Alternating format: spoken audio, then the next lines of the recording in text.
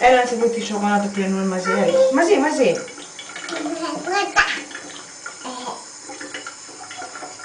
Έλα.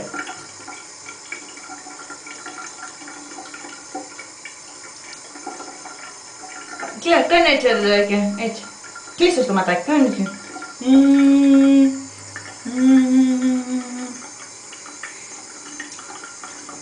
Έλα.